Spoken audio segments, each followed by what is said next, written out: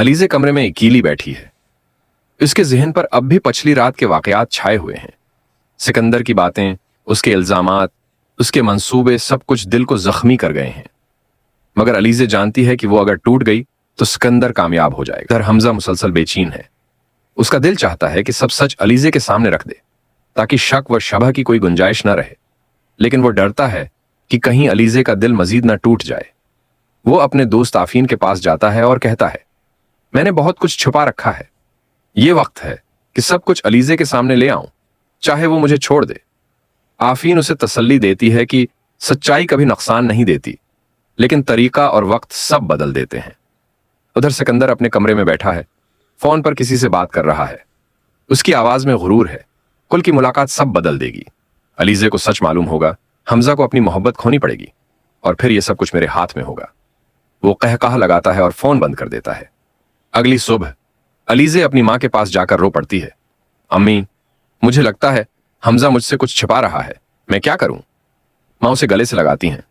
बेटा, दिल की बात दिल से समझनी चाहिए। अगर हमजा ने कुछ छिपाया है तो जरूर उसके पीछे कोई वजह होगी। वक्त तेजी से गुजरता है और वो लम्हा आ जाता है जिसका सबको इंतजार है। एक हाल में सब जमा होते हैं, अलीज़े, हमजा, आफीन और सिकंदर। फजा में कशीदगी है, जैसे हर लफ्ज एक तूफान बर्पा कर सकता हो। सिकंदर सबके सामने बढ़कर कहता है, अलीज़े, तुम जानती भी हो तुम्हारा शौहर तुमसे क्या छिपा रहा है। उसने तुम्हें धोखा दिया है।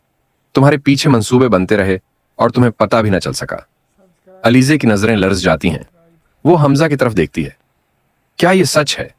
हमजा गहरा सांस लेता है। उसकी आवाज कांप रही है लेकिन अल्फाज मजबूत हैं।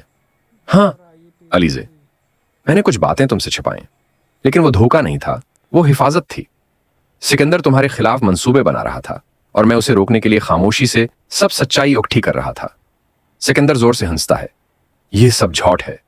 ये तो बस अपनी सफाई पेश कर रहा है। अगर ये तुम्हें सच बताना चाहता तो पहले ही क्यों नहीं बताया?